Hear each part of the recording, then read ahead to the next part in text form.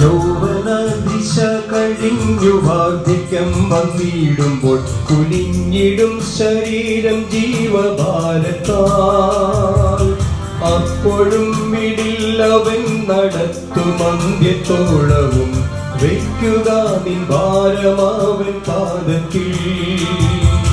വയ്ക്കുക വയ്ക്കുക വയ്ക്കുക നിൻ ഭാരമാവൻ പാദത്തിൽ. സംശയം കൂടാതെ വിശ്വസിക്കുമെങ്കിൽ രക്ഷകൻ നിശ്ചയം സ്വതന്ത്രനാക്കും നിന്നെയും.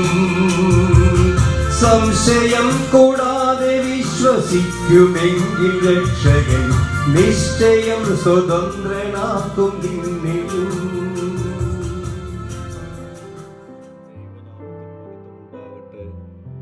ഇന്നത്തെ പ്രഭാത ധ്യാനത്തിനായി 39-ാം സങ്കീർത്തനം 9-ാം വാക്യം. ഞാൻ വായു തുറക്കാതെ ഊമനായിരുന്നു, നീയല്ലോ അങ്ങനെ വരുത്തിയത്. ദാവീദ് ജീവിതത്തിൽ പരാതിപ്പെടുവാൻ നിരവധി കാരണങ്ങളുണ്ടായിരുന്നു. എന്നിട്ടും അവൻ വാദിക്കുന്നതിന് പകരം മൗനമാണ് തിരഞ്ഞെടുക്കുന്നത്. കാരണം താൻ നേരിടുന്നതിൽ പിന്നിൽ മനുഷ്യൻ്റെ കൈയല്ല, ദൈവത്തിൻ്റെ കൈയാണെന്ന് ദാവീദ് തിരിച്ചറിയുന്നു. നിശബ്ദതയിലും ആത്മവിശ്വാസത്തിലുമായിരിക്കും നമ്മുടെ ശക്തി. ദൈവത്തിൻ്റെ കൈ ഭാരമുള്ളതായി തോന്നാം, എന്നാൽ അത് നമ്മെ തിരുത്തുവാനാണ്.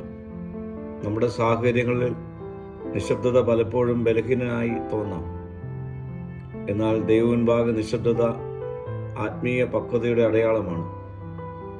ദൈവത്തിൻ്റെ പ്രവൃത്തികളോട് പോരാടുന്നത് നിർത്തുമ്പോൾ സമാധാനം വളരുവാൻ സാധ്യമായി തീരും. പ്രിയ സ്നേഹിതരെ, മറ്റുള്ളവർ നമ്മെ തെറ്റിദ്ധരിക്കുമ്പോൾ നാം നിശബ്ദത പാലിക്കുക. ദൈവം നമ്മെ ന്യായീകരിക്കട്ടെ. ദൈവിക ശിക്ഷണം ലഭിക്കുമ്പോൾ താഴ്മത ഉള്ളവരായി നമുക്ക് രൂപാന്തരപ്പെടാം. അപ്പോൾ ദൈവം നമ്മെ പുതുക്കി ശക്തീകരിക്കും.